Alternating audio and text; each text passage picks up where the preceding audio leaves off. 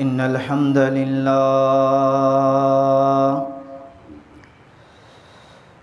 الحمد لله نحمده ونستعينه ونستغفره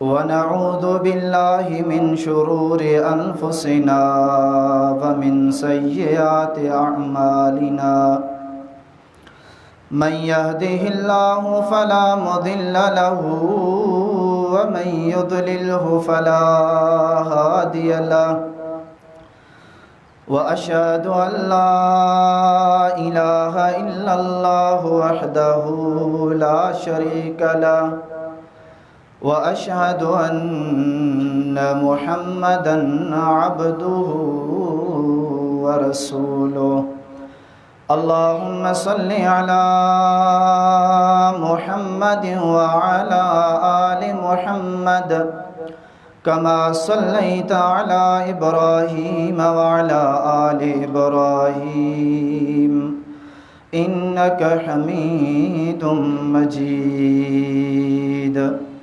اللهم بارك على محمد وعلى آل محمد كما باركت على إبراهيم وعلى آل إبراهيم إنك حميد مجيد أما بعد فإن خير الحديث كتاب الله وخير الهدي هدي محمد صلى الله عليه وسلم وشر الأمور محدثاتها فإن كل محدثة بدعة وكل بدعة ضلالة وكل ضلالة في النار أما بعد فأعوذ بالله السميع العليم من همزه ونفخه ونفسه أعوذ بالله من الشيطان الرجيم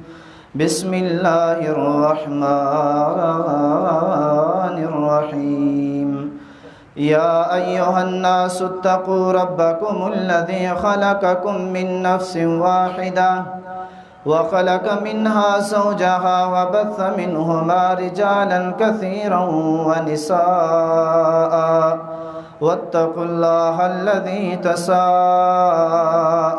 به والأرحام إن الله كان عليكم رقيبا يا أيها الذين آمنوا اتقوا الله حق تقاته ولا تموتن إلا وأنتم مسلمون يا أيها الذين آمنوا اتقوا الله وقولوا قولا سديدا يصلح لكم أعمالكم ويغفر لكم ذنوبكم ومن يطع الله ورسوله فقد فاز فوزا عظيما اللهم رب اشرح لي صدري ويسر لي أمري واحلل عقدة من لساني يفقهوا قولي سبحانك لا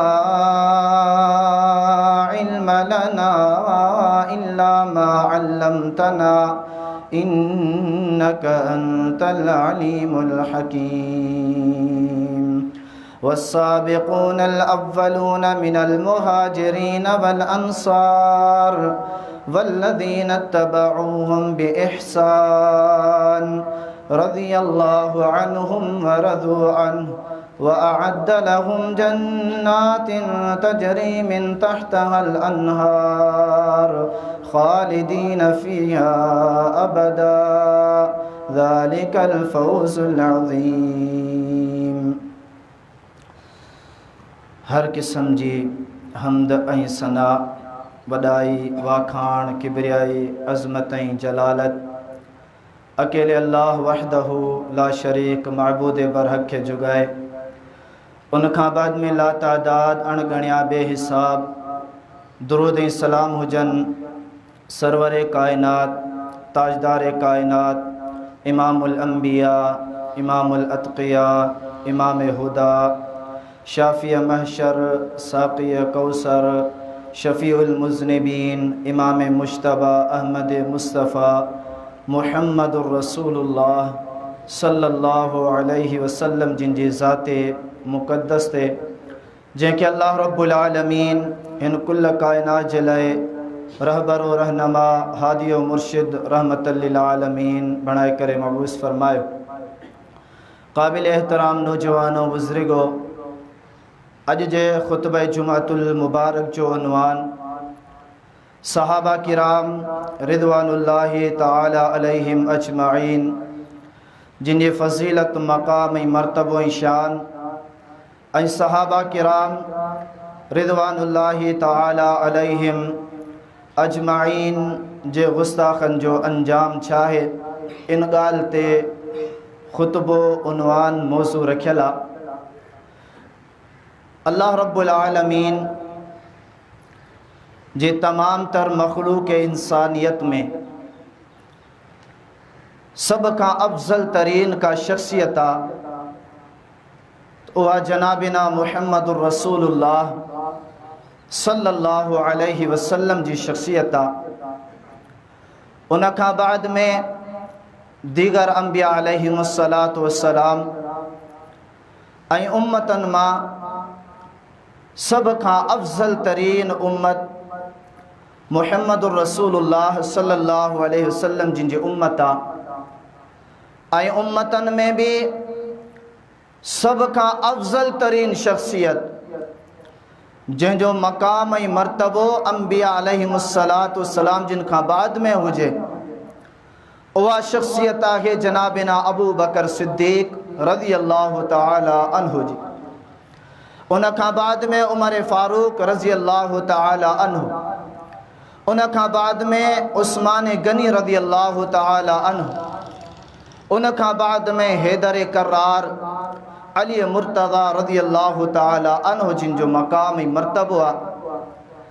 त अज जे हिन खुतबे जे अंदर अल्लाह रब्बुल आलमीन जे कुरान प्यारे पैगंबर मुहम्मदुर रसूलुल्लाह सल्लल्लाहु अलैहि वसल्लम जिन जे फरमान ऐं उहे माण्हू जेके असहाब सगोरन खे रिदवानुल्लाहि अलैहिम अजमईन गली में रस्तन में चौकन चौराहन ते तकरीरन में खुतबन में वाज़न में घट वध ॻाल्हाइनि था ऐं भूली भाली अवाम के अणपढ़ अवाम के क़ुरान सुन्नत का अंधो कंदे, क़ुरान सुन्नत का अणवाक़िफ़ाई ॾियारींदे असहाब सगोरन जी दुश्मनी उन्हनि जे दिल में विहारण जी कोशिश कनि था।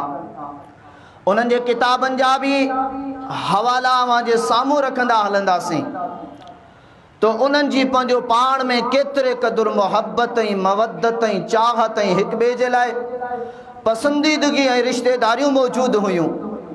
अल्लाह अकबर कबीरा।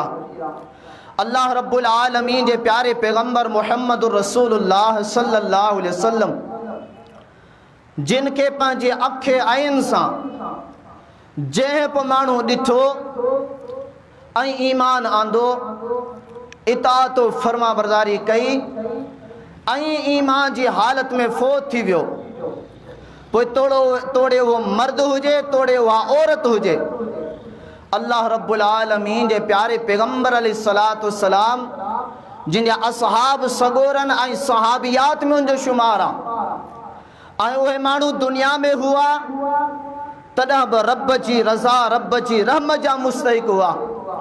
हिन दुनिया मां विया हलिया, अल्लाह बि उन्हनि खां राज़ी, प्यारो पैगंबर अलैहिस्सलातु वस्सलाम बि उन्हनि खां राज़ी ऐं असहाब सगोरा हिक ॿिए खां बि राज़ी।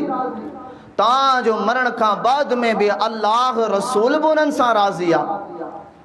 आखिर वजह छा आहे जो हर हंद असहाब सगोरन रिदवानुल्लाहि अलैहिम अजमईन जी फजीलत ते उन्हनि जे शान मकाम ते मर्तबे ते गार गंद गिला गिबत अजीब तरह जा इल्ज़ामात ऐं वॾे अफ़सोस जहिड़ी ॻाल्हि आहे ऐं वॾी ख़ुशी जी ॻाल्हि पई आहे इल्मी लेवल सां जेके माण्हू असहाब सगोरन ते तकरीर दौरान तानेबाज़ी कनि था, गार गंद कनि था, उन्हनि खे नऊज़ु बिल्लाह काफ़िर मुर्तिद साबित करण जी कोशिश कनि था।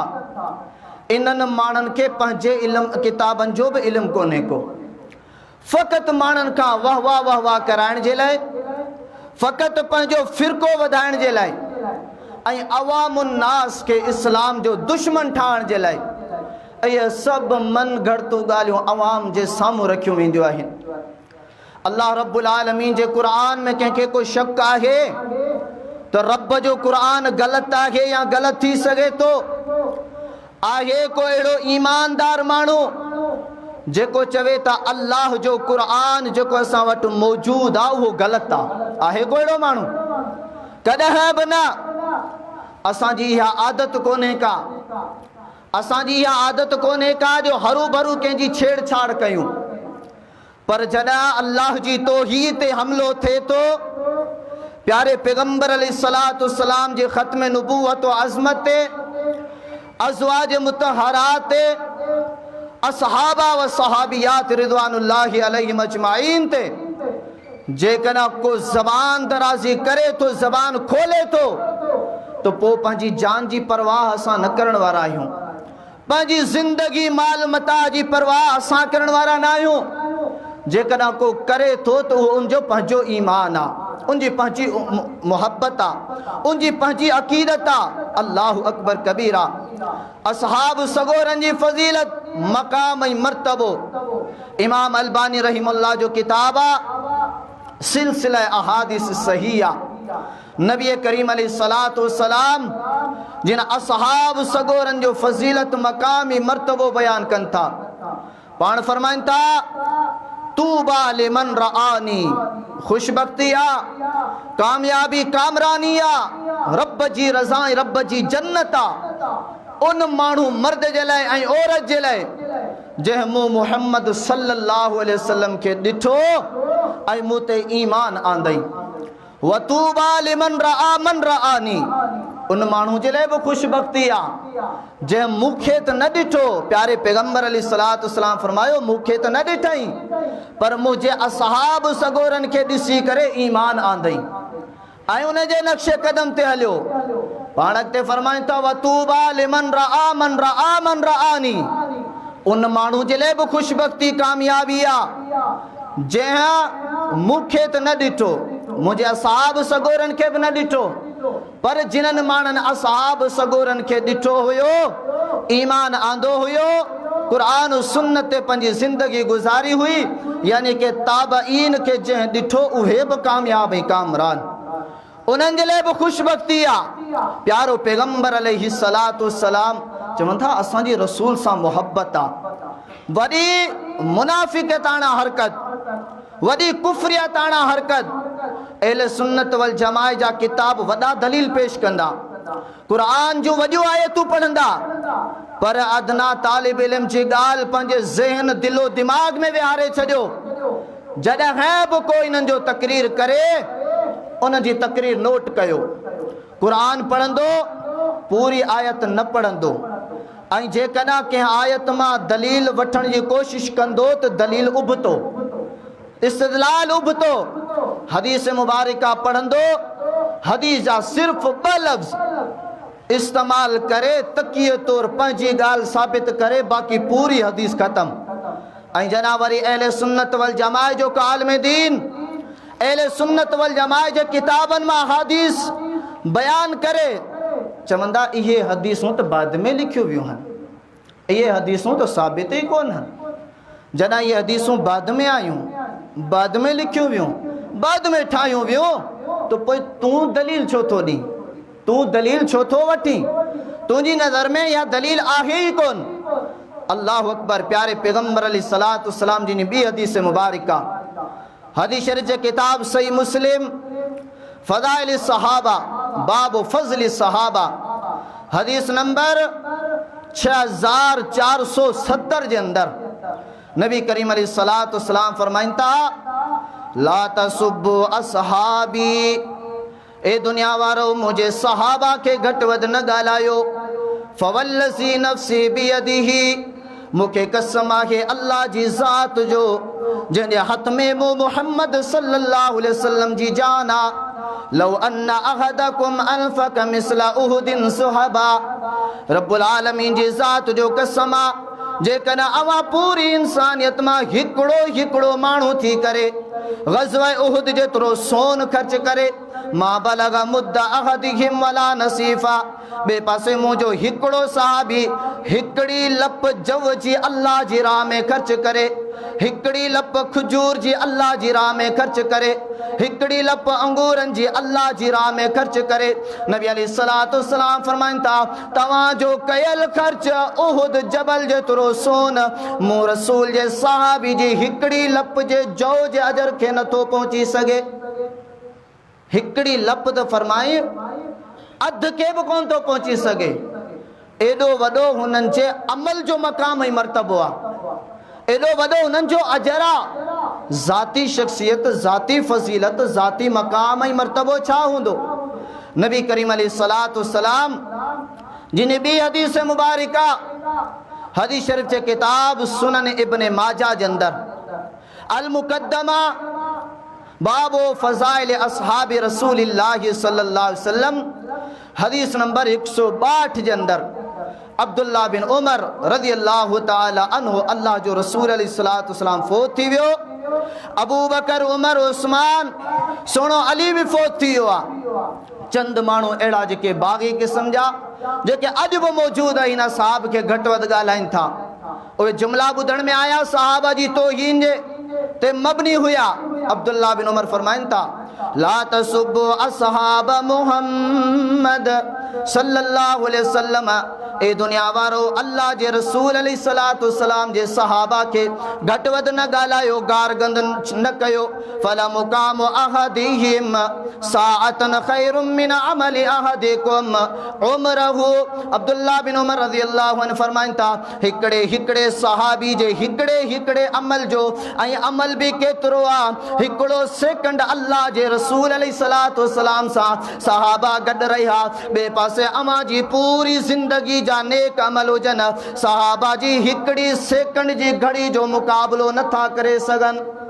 ॿी हदीस मुबारका सईद बिन ज़ैद अमर बिन नुफैल रज़ी अल्लाहु अन्हु फरमाइनि था, मुस्नद अहमद फरमाइनि था, वल्लाहि लमशहीदुन शहीदहु रजुलन युगब्बिरु फीहि वजहहु मा रसूलिल्लाह सल्लल्लाहु अलैहि वसल्लम।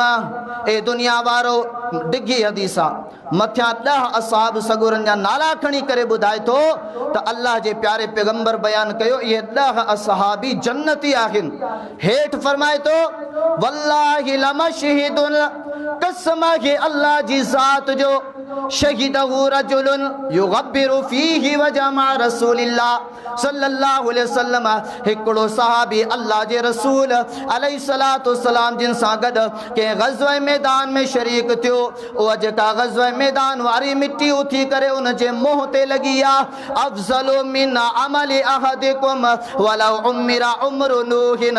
नूह अलैहिस्सलातु वस्सलाम जिन जी ज़िंदगी उम्र 950 साल अवां खे ॾिनी वञे, तव्हां 950 साल जे अंदरि नेक अमल कंदा रहो। ॿिए पासे ज़मीन तां उथंदड़ मिट्टी जेका असहाबी जे मुंहं ते लॻल आहे, इहा मिट्टी अवां जे 950 साल नेकी जे अमलनि खां अफ़ज़ल आहे। इहा मिट्टी 950 साल नेकी जे अमलनि खां अफ़ज़ल आहे। त जंहिं शख़्सियत जे मुंहं ते लॻे उन जो छा मक़ाम आहे, उन जो छा मर्तबो आहे। जंहिं माण्हू जो सुठियूं सिफ़तूं बयान कयूं वेंदियूं आहिनि त उहो माण्हू पाण बि भलो हूंदो आहे। नबी करीम अलैहिस्सलातु वस्सलाम जो केतिरे क़दुरु सिफ़तूं, मिसाल तौर रहमत लिल आलमीन, नबी अलैहिस्सलातु वस्सलाम जहाननि जे लाइ रहमत लिल आलमीन हुया। अल्लाह जे रसूल जी रहम करण सिफ़त आहे। रसूल पाण केॾे वॾे मक़ाम वारो आहे, पाण जेका शख़्सियत आहे केॾे वॾे अज़मतनि भरी शख़्सियत आहे। इन जे करे असहाब सगोरनि जे हिकिड़े अमल जो मुक़ाबिलो अवां नथा करे सघो। उन्हनि ते ज़बान दराज़ी छो? असहाब सगोरनि जो मक़ाम अवां जे लाइ मुंहिंजे लाइ कीअं आहे। असहाब सगोरा रिदवानुल्लाहि अलैहिम अजमईन जेकॾहिं न हुजनि हा, अॼु तव्हां ऐं आऊं हिन मस्जिद में न हुजूं हा, हिन मस्जिद में न हुजूं हा, रब जी इबादत न कयूं हा। आऊं कोन थो चवां, अल्लाह जे हबीब अलैहिस्सलातु वस्सलाम जिन जी दुआ मुबारक आहे, सही बुखारी जे अंदर ग़ज़वा बदर 313 सहाबी मौजूद आहिन। नबी अलैहिस्सलातु वस्सलाम जिन खेमे में रब्बुल आलमीन जी बारगाह में नमाज पढ़ी करे उन खां बाद में दुआ घुरन था, ए मुंहिंजा पालनहार रब करीम, जे कदा ही 313 सहाबीन अज शहीद कया विया, मारजी विया, खत्म थी विया हलिया, ला तुअबद बअदल्लाहि अबदा। ए मुंहिंजा अल्लाह, जे कदा 313 सहाबी अज खत्म थी विया हलिया त अज जे ॾियारे खां बाद में हिन ज़मीन ते वरी तुंहिंजी इबादत कान थींदी। ये वॾा सहाबी, एॾो वॾो मक़ाम ऐं मर्तबो, इहे सहाबा कीअं आहिनि? मैदान ते पोठे ते हिकिड़ो सिर्फ़ हिकिड़ो कमरो ठाहियो, उन कमरे में पंहिंजो क़ीमती सामान रखो, अवां जूं घरवारियूं, अवां जूं न्याणियूं औलाद उते छॾे ॾियो, 4 दीवारी न ॾियोसि, ऐं उन खां पोइ तव्हां पंहिंजे कंहिं कमकार सां हलिया वञो। जेकॾहिं बदमाश माण्हुनि खे ख़बर पवे त अवां जी घरवारी बि सुहिणी आहे, अवां जूं न्याणियूं बि सुहिणियूं आहिनि, अवां जे घर में सोन ऐं चांदी बि रखियल आहे ऐं वॾी रक़म बि रखियल आहे, मूंखे ॿुधायो उहो घर महफ़ूज़ रहंदो? जेसी ताणी 4 दीवारी न ॾींदोसि तेसी ताणी अवां जी इज़त, अवां जो माल, अवां जो सोन क़ीमत महफ़ूज़ कॾहिं बि न रहंदी। जेकॾहिं कंहिंखे इश्काल हुजे त इहो तजुर्बो करे ॾिसे। ओ असहाब सगोरा दीन इस्लाम जे लाइ ईअं चौकीदार आहिनि, ईअं दीवार आहिनि। क़ुरान सुन्नत मुहम्मद रसूलुल्लाह सल्लल्लाहु अलैहि वसल्लम हिकिड़े कमरे जे अंदरि रखियल सोन ऐं चांदी जी आहिनि, ऐं असहाब सगोरा 4 दीवारी आहिनि। जेकॾहिं 4 दीवारी ख़त्म थी वई हली, न असहाब रसूलुल्लाह सल्लल्लाहु ख़त्म थी विया हलिया, न मुहम्मद सल्लल्लाहु अलैहि वसल्लम बची सघे थो, न क़ुरान बची सघे थो, न हदीस मुबारका बची सघे थी। इन जे करे हर हंधि, हर खुतबे, हर वाज़ो तकरीर में असहाब सगोरन खे नऊज़ु बिल्लाह तानेबाज़ी ॾेई करे उन्हनि जे मथां गिला गिबत जा इल्ज़ामात, उन जे मथां कुफ़्र ऐं इर्तिदा जा इल्ज़ामात हणी करे उन्हनि खे माण्हुनि जे साम्हूं ख़राब बयानु कयो थो वञे। ऐं जॾहिं आवाम जे ज़हन दिलो दिमाग़ में इहा ॻाल्हि ईंदी त असहाब सगोरा अहिड़ा हुया, जॾहिं असहाब सगोरा अहिड़ा थी विया हलिया त बाक़ी क़ुरान बचंदो? ऐं इन्हनि माण्हुनि किताब मौजूद आहे मेंबर ते अनवार नोमानिया जे हवाले सां, इन्हनि माण्हुनि जो अक़ीदो अथव, अवाम जे डप खां इहा ॻाल्हि बयानु नथा कनि, चवनि था अॼु जो मौजूदा क़ुरान असली क़ुरान कोन्हे को। आहे कंहिंजो अक़ीदो क़ुरान ग़लति आहे? हिननि जो पहिरिएं लिख खां वठी आख़िर ताणी सभिनी जो इज्मा आहे तो क़ुरान मजीद असली कोन्हे। क़ुरान मजीद खे अबू बकर, उमर, उस्मान गनी मटाए छॾियो। इन जे करे हर हंधि कोशिश कंदा आहिनि त इन्हनि खे ख़त्म कयूं, इन्हनि जे लाइ अवाम जी दिल में दुश्मनी विझूं। उन खां बाद में क़ुरान बि असांजे लाइ सोलो आहे, उन खां बाद में प्यारो पैगम्बर अलैहिस्सलातु वस्सलाम बि सोलो आहे। ॿियो हवालो असहाब सगोरा प्यारे पैगम्बर अलैहिस्सलातु वस्सलाम जी वफ़ात खां बाद में मुर्तद थी विया हलिया, इस्लाम छॾे विया हलिया। जॾहिं त रब्बुल आलमीन जे क़ुरान जूं गवाहियूं ॿुधिजो, अल्लाह रब्बुल आलमीन पंहिंजे क़ुरान मजीद जे अंदरि असहाब सगोरनि जूं वस्फ़ूं बयानु कयूं। जीअं ईमान आंदऊं, मरणा मरी विया हलिया, वरी ईमान खां पोइते कोन हटिया। अल्लाह रब्बुल आलमीन जो क़ुरान आहे पहिरियों दलील। रब्बुल आलमीन पंहिंजे क़ुरान मजीद जे अंदरि फरमाए थो, वल्लज़ीना हाजरू फिल्लाहि मिन बादि मा ज़ुलिमू लनुबव्विअन्नहुम फिद दुनिया हसना वला अज्रुल आखिरति अकबर लौ कानू यअलमून। रब जो क़ुरान 14हों सिपारो आहे, सूरतुन नहल आयत नंबर 41-42। रब्बुल आलमीन फरमाए थो, ओ जिन्हनि रसूल ते ईमान आंदो, ओ जिन्हनि इस्लाम क़बूल कयो, मके वारनि उन जे मथां ज़ुल्म कया, सितम कया, ओए हिजरत करे रवाना थी विया हलिया मदीने मुनव्वरा ॾांहुं। रब्बुल आलमीन फरमाए थो, लनुबव्विअन्नहुम फिद दुनिया हसना। अबू बकर हुजे, उमर फारूक हुजे, उस्मान गली हुजे, अली मुर्तज़ा हुजे, दीगर सहाबा हुजनि, रब्बुल आलमीन फरमाए थो इहे मुहाजिर आहिनि, इन्हनि मूं रब जी रज़ा ख़ातिर हिजरत कई आहे, इन्हनि जो दुनिया में बि सुठो मक़ाम आहे, आख़िरत में बि वॾो अजर आहे, इहे कामयाब ऐं कामरान आहिनि। रब्बुल आलमीन बे मक़ाम ते फरमायो, सूरतुल मुनाफ़िक़ून 28 सिपारो आयत नंबर 28। था। ओ जना صحابہ کرام مدینہ منورہ میں داخل تھین تھا او منافقین جے اج بھی منافقین موجود ہیں جے اصحاب سگورن کے گار گند کن تھا اصحاب سگورن جے شان میں تنقیص عیب کڈن تھا او وہ منافقین ان دور میں بھی موجود ہویا۔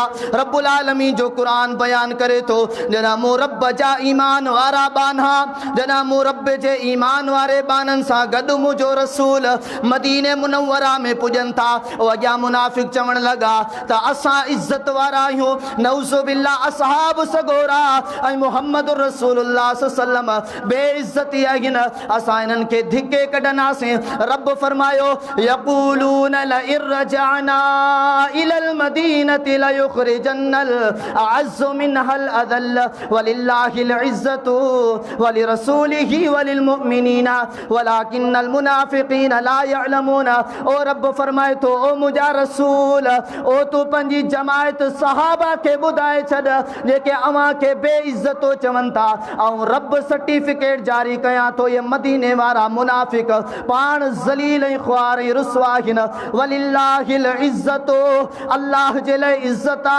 ولرسولہ اللہ جے رسول جلے عزتا وللمؤمنین اصحاب سگورن جلے عزتا ولكن المنافقین لا يعلمون۔ رب جو قرآن فرمائے تو منافقن کے خبر ہی کانے کے تا اصحابن جو مقام چھا رب فرمائے تو مہاجرین مدینے میں پجن تا اصحاب سگورن جی بے عزتی کرن وارا پنجو پان کے عزت وارا سمجھن وارا حقیقت میں پان بے عزتا ہن پان ذلیل ہن محمد اے اصحاب سگورا سب عزت وارا ہن منافقن کے خبر کون انکھا بعد میں بیو مرحلو مدینہ منورہ میں 2 ہجری تھی غزوہ بدر لگو رمضان المبارک 17 ہجری تے اللہ اکبر کبیرہ اصحاب سگورا 313 انہیں میں اکابر صحابہ ابو بکر عمر فاروق سونو علی اور دیگر اصحاب سگورا اللہ اکبر سونو عثمان بھی موجودہ نبی کریم علیہ السلام جنہیں متھا نازل شدہ قرآن رب فرمائے تو ہجرت کرے آیا تناب مومن مدینے میں داخل تھیا تناب ابو بکر مومن او غزوہ بدر جے میدان میں بٹھان رب جو قرآن فرمائے تو وَلَقَدْ نَصَرَكُمُ اللَّهُ بِبَدْرٍ وَأَنْتُمْ أَذِلَّةٌ عَلَى الْمُؤْمِنِينَ أَعِزَّةٌ عَلَى الْكَافِرِينَ رب العالمین جو قرآن آل عمران آیت نمبر 125 رب العالمین فرمائے تو اللہ اما جی مدد کئی او کیڑے مقام تے بدر جے میں کا مقام تے اصحاب سگورا کمزور ہویا مالی کمزور ہویا اصلتی کمزور ہویا جانی کمزور ہویا رب العالمین اصحاب سگورن جی مدد کندے انہوں کے فتح نصیب کیا رب فرمائے تو اذ تقول للمؤمنین او آج پوچھا کرو تو تمام ابو بکر کے کافر چوتھا ابو بکر میدان بدر میں موجودہ رب جو قرآن رب العالمین پیارو پیغمبر پڑھی کرے بدائے تو او بدر جے میدان میں جے کے وہ مجاہدین مسلمان آئیو ابو بکر ہو جے عمر ہو جے عثمان ہو جے علی ہو جے دیگر تمام صحابہ رب جے قرآن مطابق پکا مومن ہن اللہ جو قرآن غلط تھا وہ کیڑو اللہ جو قرآن فرمائے الف لام میم ذالک الکتاب لا ریب فیہ ھدی للمتقین اے دنیا والو ہی رب جو وہ قرآن او جنجی صداقت میں کوب شک کونے او شک کرن وارو کافرہ شک کرن وارو منافقہ شک کرن وارو فاجرہ شک کرن وارو مسلمان ہی نہ تھو رکھے او ان قرآن جندر فرمائی لا یاتیہ الباطل من بین یدیہ ولا من خلفہ تنزیل من حکیم حمید رب جو قرآن 24 سپارہ سورہ حامیم سجدہ آیت نمبر 41 42 رب دنیا وارن کے سبق دنو او عوام الناس بدھو متا کو فاجر فاسق ظالم کافر مانو آواز سامو چی کرے چاہے ہی قرآن اصلی کونے کو ہی قرآن تبدیل کھلا پر رب العالمین فرمائے تو او جنا کا قرآن مجید نازل کیوا او قیامت تانی کوب ماں جو پٹرا چے قرآن کے تبدیل کرنے کی کوشش کرے تبدیل نہ تھو کرے سکے یہ آئے مقام قرآن جو ان قرآن کے اندر اصحاب سگورن جو بیان اللہ اکبر نبی کریم علیہ السلام جنہیں اصحاب سگورن جو بیان अॻिते आई ग़ज़वा तबूक। नंढड़ा नंढड़ा मिसाल ॾींदा हलो आख़िरत ताणी जेसीं ताणी नबी अलैहिस्सलातु वस्सलाम ज़िंदा हुया तेसीं ताणी क़ुरान और सुन्नत मां बाक़ाइदगी सां दलील वाज़िह साबित आहिनि। रब्बुल आलमीन कॾहिं बि असहाब सगोरनि खे मुनाफ़िक़ ऐं मुर्तद न चयो। जना अल्लाह न मुर्तद चयो न काफ़िर चयो, न रसूल करीम अलैहिस्सलातु वस्सलाम मुर्तद चयो न काफ़िर चयो। हिन खां पुछा कर तुंहिंजे घरां अन्न खणी विया आहिनि छा जो तूं उन्हनि खे काफ़िर ऐं मुर्तद थो चईं? तोखे कहिड़ी तकलीफ़ आहे? रब्बुल आलमीन जो क़ुरान आहे। रब्बुल आलमीन फरमाए थो वअलमु अन्न फीकुम रसूल अल्लाह।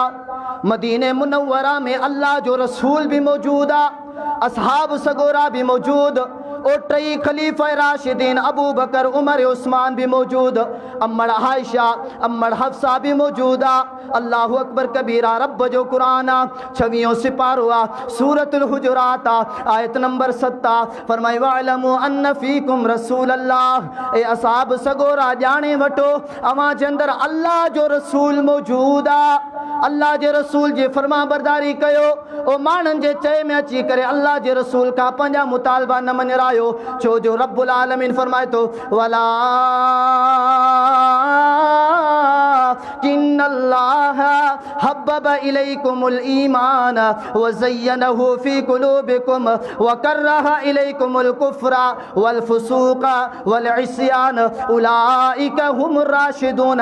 रब्बुल आलमीन फरमाए थो ए असहाब मोहम्मद अबू बकर उमर उस्मान दीगर सहाबा व सहाबियात ॿुधो रब्बुल आलमीन जो क़ुरान आहे। रब्बुल आलमीन फरमाए थो मूं रब अवां जे लाइ ईमान खे महबूब कयो आहे ऐं ईमान खे अवां जे दिलनि जे अंदरि ज़ीनत बख़्शी आहे, ख़ूबसूरती बख़्शी आहे। वलाकिन्नल्लाह हब्बब इलैकुमुल ईमान व ज़य्यनहु फी कुलूबिकुम व कररह इलैकुमुल कुफ्र वल फुसूक वल इस्यान। रब्बुल आलमीन अवां खां नाफरमानी के, कुफ्र के, फिस्क व फजूर के नापसंद करे अवां ॾांहुं अचण वारो दरवाज़ो ई बंदि करे छॾियो। अल्लाह असांजो क़ुरान आहे, जंहिं प्यारे पैगंबर ते ईमान आंदो मुसलमान थियो उहो जन्नत में वञी सघे थो, मुर्तद ऐं काफ़िर नथो थी सघे। आहे अल्लाह जे क़ुरान में को शक? हिकिड़ो हिकिड़ो हवालो नोट कंदा हलो, हवालो ग़लति हुजे खून माफ़ आहे, चौक ते बि हारे गोली हणे छॾिजो। रब्बुल आलमीन जो क़ुरान आहे, अल्लाहु अकबर कबीरा।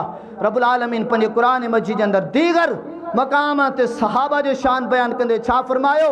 सूरतुल मुहम्मद आहे, सूरतुल फतह आयत नंबर 29 26 सिपारो।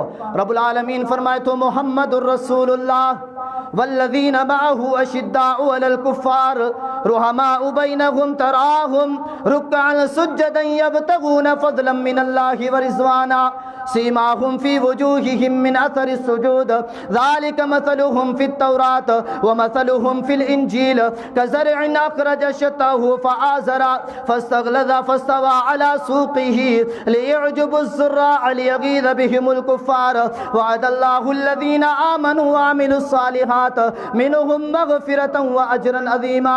रब्बुल आलमीन फरमाए थो मु अल्लाह जो रसूल, मु अल्लाह जे रसूल जा असहाब सगोरा जेके मक्के में मुसलमान थिया, जेके हिजरत करे आया, जेके मदीने में रहा, मदीने में इज्जत वारा रहा, जेके ग़ज़वा बदर मैदान में मुजाहिदीन थी करे ग़ज़वो फतह करे आया, मु रब जी मदद सां उहे मोमिन आहिनि। रब्बुल आलमीन फरमाए थो उहे असहाब सगोरा अशिद्दाउ अलल कुफ़्फ़ार काफ़िरनि जे मथां सख़्त आहिनि, रुहमाउ बैनहुम ऐं पंहिंजे दरमियान हिक ॿिए जे लाइ रहमदिल, हमदर्द, मोहब्बत ऐं उल्फत रखण वारा।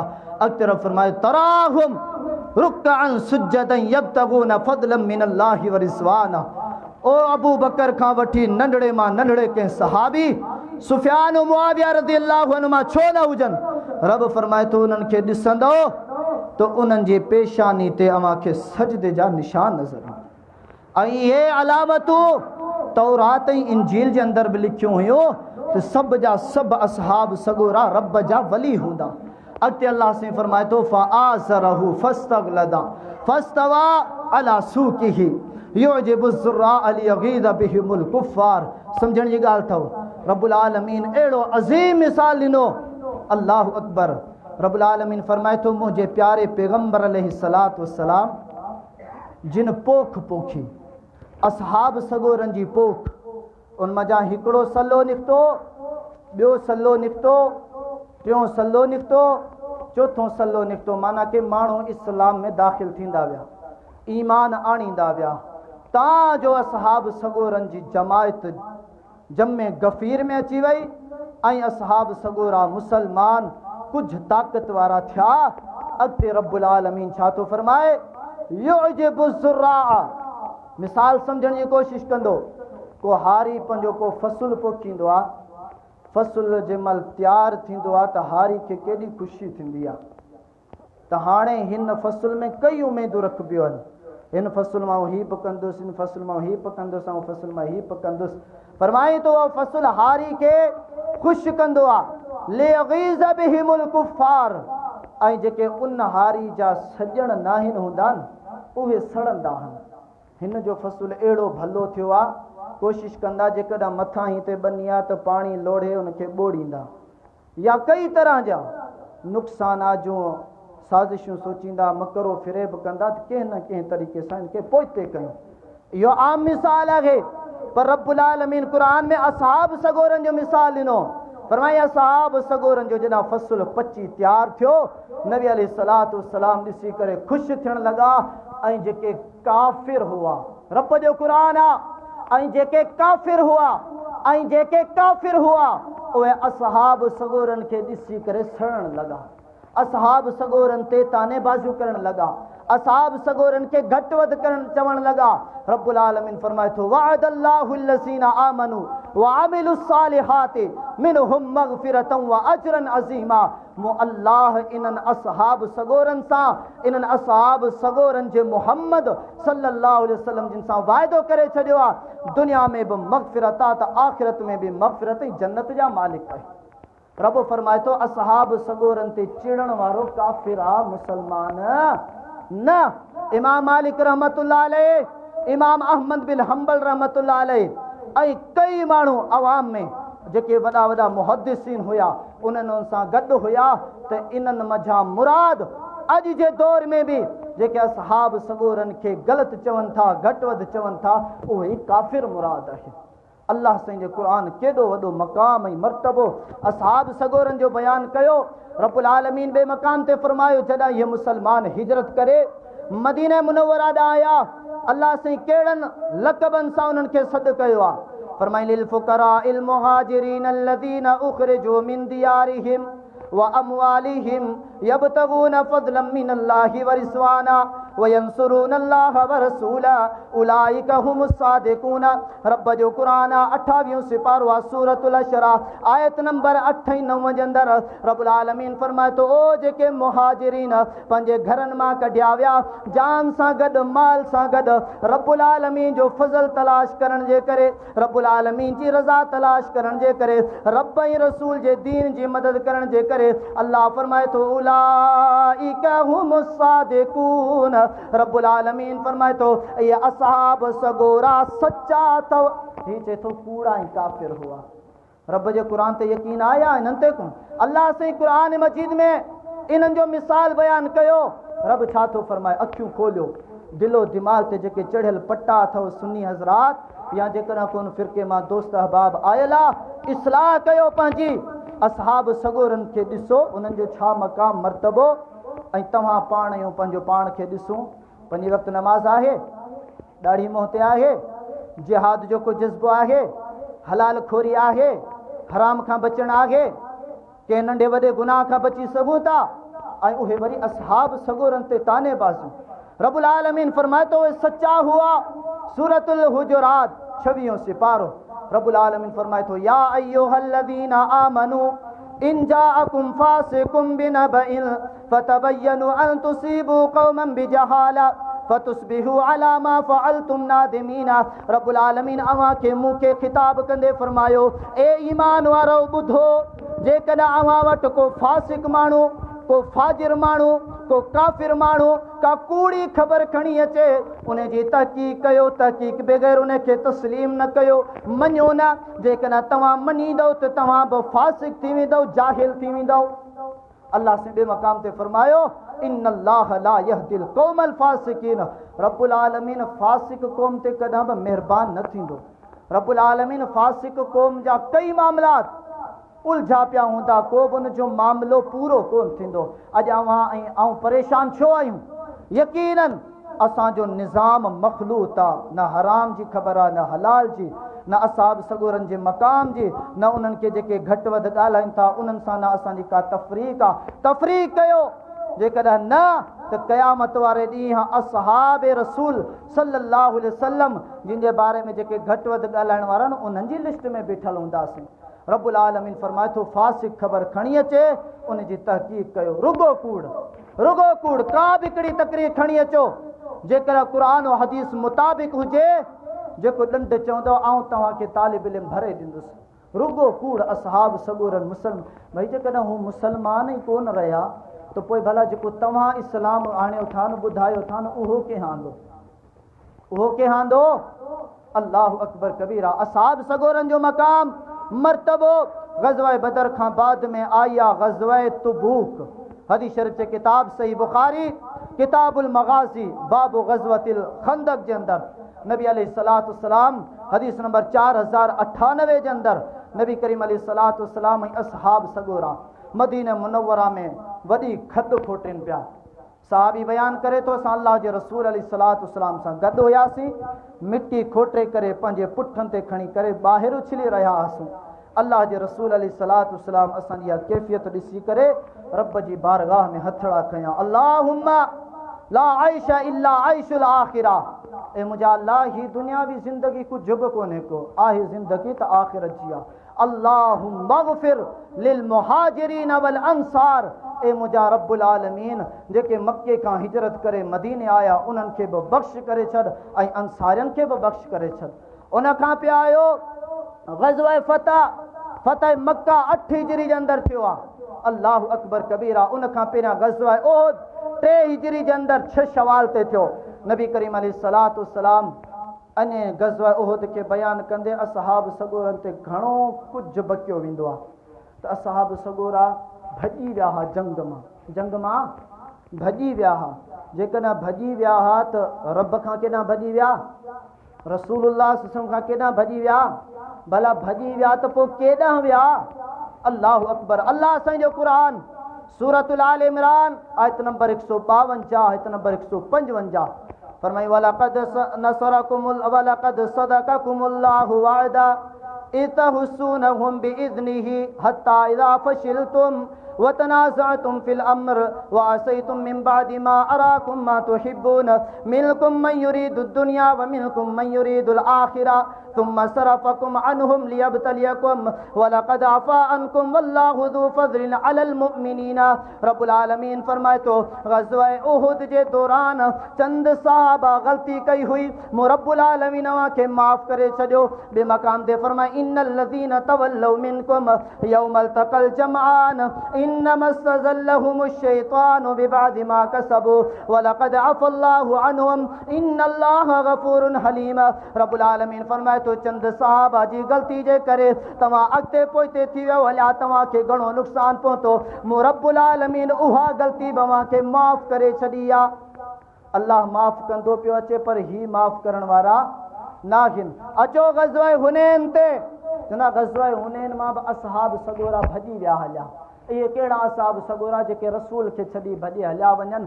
अॻिते हवालो पेश कंदुसि त तव्हां कहिड़ा चङा मुड़ुस हुयो जो इमाम हसन खे छॾे भॼी हलिया वियो, इमाम अली खे छॾे भॼी हलिया वियो, इमाम हुसैन खे तव्हां छॾे भॼी हलिया वियो, तव्हां कहिड़ा चङा मुड़ुस हुयो। पर अल्लाह रब्बुल आलमीन उन्हनि खे बख़्श करे छॾियो, माफ़ करे छॾियो। अल्लाह से फरमाए थो सूरत तौबा फरमाई, वलक़द नसरकुमुल्लाहु फी मवातिन कसीरतिन व यौम हुनैन इज़ अअजबतकुम कसरतुकुम फलम तुग़नि अन्कुम शैअन व ज़ाक़त अलैकुमुल अर्दु बिमा रहुबत थुम्मा वल्लैतुम मुदबिरीन थुम्मा अंज़लल्लाहु सकीनतहु अला रसूलिहि व अलल मुअमिनीन وانزل الذین رب العالمین فرمائے تو او میدان हुनैन मां जेके सहाबा अॻिते पोइते थी विया हलिया मूं रब उन्हनि खे माफ़ करे छॾियो उन्हनि ते सकीनत उन्हनि ते बुरदबारी उन्हनि में कुवत नाज़िल कई उहो मैदान जिहाद में बीठा रहिया विढ़ंदा रहिया ग़ज़वो फतह करे पोइ वापसि आया रब फरमाए थो इते ग़लती उन्हनि खे माफ़ करे छो अॻिते अचो ग़ज़वा तबूक ऐं अलाह साईं खे ख़बर कान हुई त फिलाणा फिलाणा भॻा आहिनि जो उन्हनि जा नाला ज़िक्र करे हा ग़ज़वा तबूक जे अंदरि सभु मुसलमान विया हलिया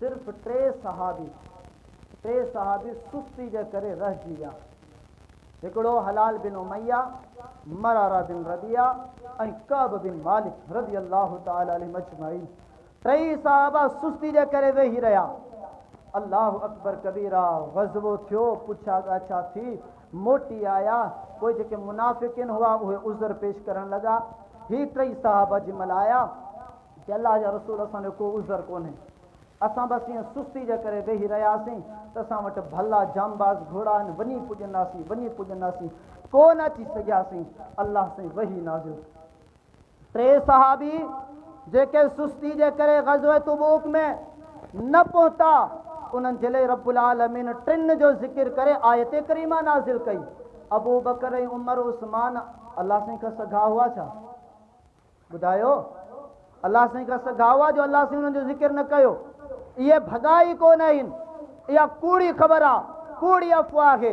हर वक़्तु अबू बकर उमर उस्मान गनी रज़ी अल्लाह ताला अन्हु अल्लाह जे रसूल सल्लल्लाहु अलैहि वसल्लम जिन सां गॾु हुया रब्बुल आलमीन पंहिंजे क़ुरान मजीद सूरत तौबा ऐं ग़ज़वा तबूक 9 हिजरी में थी आहे जेका आख़िरी ग़ज़वा जेका रसूलुल्लाह सल्लल्लाहु अलैहि वसल्लम जिन सां गॾु थी नबी अलैहिस्सलातु वस्सलाम जिन जा इहे टे सहाबी पोइते रहिजी विया अल्लाह साईं उन्हनि जी बख़्शिश कई अल्लाह साईं सभिनी सहाबा खे कमियूं कोताहियूं माफ़ करे ऐलान कयो लक़द ताबल्लाहु अलन नबिय्य वल मुहाजिरीन वल अंसार वल्लज़ीन तबऊहुम बिइहसान रब्बुल आलमीन फरमाए थो अल्लाह साईं जेके मुहाजिरीन हुया ओ जेके अंसार हुया उन्हनि खे रब्बुल आलमीन माफ़ करे छॾियो वतबऊहु फी साअतिल उसरा ग़ज़वा तबूक ते जेके ॿिया सहाबी नंढा वॾा गॾु हुया रब्बुल आलमीन उन्हनि खे बि माफ़ करे छॾियो अल्लाह साईं फरमाए थो वअला सलासतिल लज़ीन खुलिफू हत्ता इज़ा ज़ाक़त अलैहिमुल अर्दु बिमा रहबत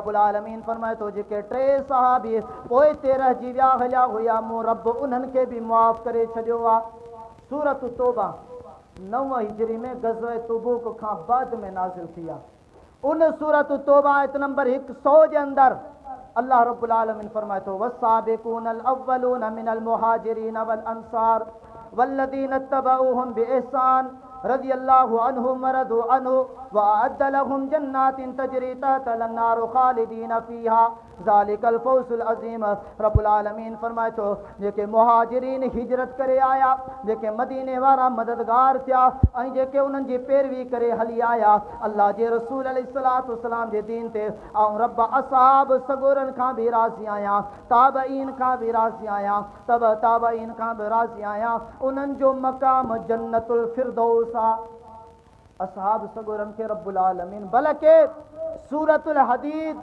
27 सिपारो आयत नंबर 10 के अंदर अल्लाह से फरमाए थो वकुल्लम वअदल्लाहुल हुस्ना आखिरी वही आखिरी सूरत रब्बुल आलमीन फरमाए थो पहिरें अबू बकर खां वठी नंढड़े मां नंढड़े सहाबी ते सभिनी साम्हूं रब इहो वाइदो कयो आहे त इहे जन्नती आहिनि सभु सहाबा जो मक़ाम एॾो वॾो क़ुरान सॼो भरियो पियो आहे पर आउं सम्झां थो अकुल वारे लाइ अहले फ़हम जे लाइ अहले बसीरत जे लाइ इंसाफ़ वारे माण्हू जे लाइ ऐं मुसलमान क़ुरान हदीस के मञण वारे माण्हू जे लाइ इहे ई मिसाल काफ़ी हूंदा अबू बकर सिद्दीक़ रज़ी अल्लाह ताला जे बारे में हिकिड़ो सवाल हले थो त अबू बकर अफ़ज़ला या हज़रत अली अफ़ज़ला अबू बकर अफ़ज़ला या हज़रत अली रज़ी अल्लाह ताला अन्हु अफ़ज़ला ऐं पंहिंजे तरफ़ां न तव्हांजे तरफ़ां न क़ुरान प्यारे पैगम्बर अलैहिस्सलातु वस्सलाम जे फरमान ऐं सैयदना अली रज़ी अल्लाह ताला अन्हु जिन पंहिंजी बेज़ुबान खां फ़ैसिलो था वठूं त सुहिणो अली अफ़ज़ला या सुहिणो अबू बकर सिद्दीक़ रज़ी अल्लाह ताला अन्हु अफ़ज़ला हदीस शरीफ़ जे किताब सही बुखारी किताब फ़ज़ाइल सहाबा हदीस नंबर 3671 जे अंदरि मोहम्मद बिन हनफिया सोणे अली रज़ी अल्लाह ताला जो पुटु आहे। अबू बकर बि फ़ौत थी वियो, उमर फारूक बि फ़ौत थी वियो, सुहिणो अली बि फ़ौत थी वियो आहे। उन खां बाद में पुछा करे थो मुंहिंजा बाबा ॿियो त ख़बर अल्लाह जे रसूल सल्लल्लाहु अलैहि वसल्लम खां पोइ अफ़ज़ल तरीन शख़्सियत कहिड़ी आहे? सुहिणो अली फरमाए थो अबू बकर। उन खां पोइ फरमाई सुहिणो उमर। पोइ अबू मोहम्मद बिन हनफिया फरमाइनि था मूंखे डपु लॻो त हाणे जेकॾहिं मूं इन अंदाज़ सां पुछा कई त वरी चवंदा त सुहिणो उस्मान। पर सुहिणे मोहम्मद बिन हनफिया पुछा कई बाबा पोइ तव्हांजो नंबर छा? फरमाई मा अना इल्ला रजुलुम मिनल मुस्लिमीन, आऊं मुसलमाननि मंझां आहियां। सुहिणो अली रज़ी अल्लाह ताला फरमाए थो हदीस शरीफ़ जे किताब सुनन इब्न माजा अल मुक़द्दमा, नबी अलैहिस्सलातु वस्सलाम जिन प्यारो सहाबी, बयान करण वारो बि सहाबी ऐं ॿुधाइण वारो बि सहाबी, फरमाए थो अब्दुल्ला बिन सलमा रज़ी अल्लाह अन्हु फरमाइनि था मूं अल्लाह जे प्यारे पैगम्बर अलैहिस्सलातु वस्सलाम जिन प्यारे सोट सुहिणे अली खे फरमाईंदे ॿुधो ख़ैरुन नास बअद रसूलिल्लाहि सल्लल्लाहु अलैहि वसल्लम अबू बकर, अल्लाह जे रसूल खां बाद में जेकॾहिं का अफ़ज़ल तरीन शख़्सियत आहे त अबू बकर जी आहे। उन खां बाद में सुहिणो उमर फारूक आहे। कंहिंजा अल्फाज़ आहिनि सुहिणे अली मुर्तज़ा रज़ी अल्लाह ताला अन्हु जो। इहे हुया अहले सुन्नत वल जमाअत जे किताबनि जा हवाला। किताब मिंबर ते मौजूदु आहे अल इख्तियारु फी मारिफति रिजाल ले अबी जाफ़र मोहम्मद बिन हसन अतूसी, सुफ़ो नंबर 559 ते सुहिणो अली रज़ी अल्लाह ताला अन्हु पंहिंजी खिलाफ़त आहे न मुश्किल कुशा। मुश्किल कुशा हो त पोइ दुश्मननि जी फज़ीलत बयानु करण जी कहिड़ी ज़रूरत हुई? ऐं मुश्किल कुशा उनखे चइबो आहे जंहिं ते पाण ते का मुश्किल अचे ई न। सुहिणो अली मिंबर कूफा में पंहिंजी खिलाफ़त ते बीह करे तकरीर करे पियो, अवाम उन्नास खे ॿुधाई ख़बरदार ॿुधो किताब मिंबर ते मौजूदु आहे, हवालो ग़लति, हिन किताब जे तौर जेतिरो ॾंड ऐं जुर्मानो भरण जे लाइ तयारु आहियां। फरमाए थो लइन ऊती तो बेरजुलिन युफज़िलुनी अला अबू बकर व उमर लअजलिदन्नहु हद्दल मुफ्तरी। सुहिणो अली रज़ी अल्लाह ताला अन्हु फरमाए थो कूफे वारो ॿुधी छॾियो, ओ जेकॾहिं को बि माण्हू मूं वटि इन अक़ीदे सां आयो त आऊं अली अबू बकर खां अफ़ज़ल आहियां, आऊं अली सुहिणे उमर खां अफ़ज़ल आहियां रज़ी अल्लाह ताला अन्हुमा, आऊं अली ॿुधाइण थो चाहियां ला अजलिदन्नहु हद्दल मुफ्तरी, ओ जीअं कूड़े माण्हू खे जेके कोड़ा हयां वेंदा आहिनि 10 कोड़ा, जेको माण्हू इहा ॻाल्हि पेश कंदो त ऐं सुहिणो अली उन खे 10 कोड़ा हणंदुसि इहो कूड़ो आहे। अल्लाहु अकबर कबीरा। उन खां बाद में साॻियो किताब साॻियो हवालो जाफ़र सादिक रहमतुल्लाहि अलैह चए थो हुब्बु अबू बकरिन व उमर ईमानुन, अबू बकर ऐं उमर सां मुहबत करण ईमान आहे। व बुग़्ज़ुहुमा कुफ़्र, अबू बकर ऐं उमर सां बुग़्ज़ रखण कुफ़्र जी अलामत आहे। अल्लाहु अकबर कबीरा। उन खां बाद में तफ़सीर कुमी 28 सिपारो सूरत तहरीम। अल्लाहु अकबर कबीरा। नबी अलैहिस्सलातु वस्सलाम जिन ते वही नाज़िल थी, अबू अब्दुल्लाह जाफ़र सादिक बयान करे थो नबी अलैहिस्सलातु वस्सलाम जिन ते जना या वही आई इसरार वारी वही। अम्मड़ हफ्सा रज़ी अल्लाह ताला ने पुछा कई अल्लाह जा रसूल अवां ते जेको इसरार नाज़िल थियो आहे, राज़ नाज़िल थियो आहे, इहो मूंखे ॿुधायो। कि हफ्सा आउं तोखे ॿुधायां थो पर कंहिंखे ॿुधाईंदीअ कोन। अल्लाहु अकबर। नबी अलैहिस्सलातु वस्सलाम फरमाइनि था अल्लाह साईं इहो राज़ नाज़िल कयो आहे त तो मोहम्मद खां बाद में पहिरियों ख़लीफ़ा बिला फ़सल अबू बकर सिद्दीक़ आहे, उन खां बाद में ॿियो ख़लीफ़ो उमर फारूक आहे रज़ी अल्लाह ताला अन्हु। हवालो मौजूदु आहे, किताब मौजूदु आहे, अंदाज़ो लॻायो। उन खां पोइ उन्हनि जी रिश्तेदारियत सुहिणे अली रज़ी अल्लाह ताला अन्हु जिन जी घरवारी सां कंहिं शादी कई अबू बकर सिद्दीक़ जेको हज़रत अली जो भाउ हो जाफ़र तयार आहे, उन जॾहिं फ़ौत थी वियो, शहीद थी वियो, उन जी घरवारी अस्मा बिनते उमैर सां शादी कई आहे अबू बकर। अबू बकर फ़ौत थी वियो, उन जी घरवारी अस्मा बिनते उमैर सां शादी कई आहे सुहिणे अली रज़ी अल्लाह ताला अन्हु। इहे हक़ीक़तूं तव्हांखे कॾहिं बि कोन ॿुधाईंदा। जेकॾहिं दुश्मनियूं हुजनि, ग़ासिब ऐं ज़ालिम ऐं काफ़िर हुजनि हा त अहिड़नि सां रिश्तेदारी तव्हां या कंदासीं।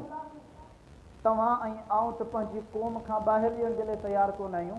असांजे लाइ वॾी गार आहे हो असहाब सगोरा जेके दुश्मन हुया नऊज़ु बिल्लाह काफ़िर ऐं मुर्तद हिननि जी ज़बाननि में, उन्हनि सां सुहिणो अली रिश्तो करे। उन खां बाद में अॻिते अचो सोने अली रज़ी अल्लाह ताला जा पुट अबू बकर नालो हवालो मौजूद आ, सोने उमर जो नालो हवालो मौजूद आ, सोने उस्मान जो नालो। टे पुटड़ा थिया, टिनी ते खुलाफाए सलासा जा नाला रखियईं। टई फोत थी विया, हलिया कंहिंजो डपु हुयो, नाला छो रखिया? उन खां पोइ अॻिते अचो, सोने हसन रज़ी अल्लाह ताला अन्हो जिनजे हिकिड़े पुट जो नालो अबू बकर, धीउ जो नालो आयशा। सोनो हुसैन रज़ी अल्लाह ताला अन्हो जिनजी घरवारी शहरबानो उमर बिन ख़त्ताब जॾहिं ईरान फतह कयो, ईरान मां शहरबानो कैदी थी आई, सोने हुसैन रज़ी अल्लाह ताला खे तोहफ़े में ॾिनी। ऐं उन शहरबानो खां ज़ैनुल आबिदीन पैदा थियो, मोहम्मद बाकिर पैदा थियो, जफ़र सादिक पैदा थियो, मूसा काज़िम पैदा थियो, अली रज़ा पैदा थियो, मोहम्मद तकी पैदा थियो, अली नकी पैदा थियो, हसन अस्करी पैदा थियो। उहो 12हों इमाम जेको अञा ताईं गार में मौजूदु आहे, उहो बि शहरबानो जे ख़ानदान मां आयल आहे। उमर काफ़िर हो त पोइ उन खां छोकिरी छो वरितईं ऐं उन मां तव्हांजी इमामियत थी आहे। अॻिते अचो, मोहम्मद बाकिर जी घरवारी केरु आहे? उम्मे फरवा। उम्मे फरवा धीउ कंहिंजी आहे? कासिम जी। कासिम पुट कंहिंजो आहे? मोहम्मद जो। मोहम्मद पुट कंहिंजो आहे? अबू बकर सिद्दीक़ रज़ी अल्लाह ताला अन्हु जी। माना के अबू बकर सिद्दीक़ रज़ी अल्लाह ताला अन्हु जे पुट जी जेका पोटी आहे मोहम्मद बाकिर जी घरवारी आहे। उन खां बाद में मोहम्मद बाकिर जी जेका सस आहे उहा बि सोने अबू बकर सिद्दीक़ रज़ी अल्लाह ताला जे ख़ानदान मां अब्दुर्रहमान बिन अबू बकर, अब्दुर्रहमान जी धीउ हुई अस्मा बिनते अब्दुर्रहमान, उन जी धीउ हुई उम्मे फरवा ऐं उन सां शादी कई आहे मोहम्मद बाकिर, जंहिंमां जाफ़र सादिक पैदा थियो। एॾियूं वॾियूं रिश्तेदारियूं ऐं हीअ चवनि था त अल्लाहु अकबर कबीरा। उन खां पोइ सुहिणो हुसैन रज़ी अल्लाह ताला अन्हो सैयदना मुआविया रज़ी अल्लाह ताला जी सॻी भाणे जी लैला बिनते मुर्रा बिनते मसऊद असक़फ़िया सां सोने हुसैन रज़ी अल्लाह ताला अन्हु शादी कई, जंहिंमां अली अकबर पैदा थियो जेको करबला जे मैदान में शहीद थियो हुयो। इन्हनि हक़ाइक़नि जी ख़बर आहे, किताब मौजूदु आहिनि। हिकिड़ो हवालो ग़लति थी वञे जेका सज़ा ऐं तालिब इल्म खणण जे लाइ तयारु आहियां। अज़ीज़ दोस्तो, फ़राजनि खां बचो। अज़ीज़ दोस्तो, कूड़नि खां बचो। यकीन ॼाणियो, मूंखे तकलीफ़ कोन थींदी, अल्लाह खे तकलीफ़ कोन थींदी, इस्लाम खे तकलीफ़ कोन थींदी, अबू बकर या दीगर सहाबा खे तकलीफ़ कोन थींदी। अवां जो ईमान ख़तमु थी वेंदो हलियो, अवां जो माल ज़ाया थी वेंदो हलियो, अवां जो इज़तूं नंगूं गैर महफ़ूज़ रहंदियूं जो इन्हनि हालतनि में रोडनि रस्तनि ते ईंदियूं ऐं गैरनि जे नज़रनि में ईंदियूं। अज़ीज़ साथियो, बुज़ुर्गो, पंहिंजो पाण खे बचायो। हज़रत मुआविया सां दुश्मनी, अल्लाहु अकबर कबीरा। मुआविया नाले जी ख़बर आहे? मुआविया नालो जेको सुबुह साण सादिक ते जिन्हनि वॾी उमिरि वारनि उन्हनि ॾिठो हूंदो, हिकिड़ो तारो हिन पासां निकिरंदो आहे, बिल्कुलु साफ़ ऐं तेज़ चमकंदड़ हूंदो आहे। मुआविया इन तारे जो नालो आहे। ऐं इन तारे जी मेन अलामत छा आहे? जॾहिं इहो तारो निकिरंदो आहे, तव्हां नोट कजो, फजुर सुबुह सादिक के कुता इन तारे खे ॾिसी करे भौंकंदा आहिनि। सम्झण वारनि जे लाइ इशारो काफ़ी आहे। अल्लाह रब्बुल आलमीन खां दुआ आहे, अल्लाह ताला मूंखे अव्हांखे क़ुर ऐं हदीस पढ़णु सम्झणु, असहाबे रसूल सल्लल्लाहु अलैहि वसल्लम जिन फ़ज़ाइल खे सम्झणु ऐं उन्हनि जे ईमान खे तस्लीम करणु, उन्हनि सां मुहबत करणु, उन्हनि जो दिफ़ा करण जी तौफ़ीक़ अता फ़रमाए। आमीन। व आख़िर दावाना अनिल हम्दुलिल्लाहि रब्बिल आलमीन।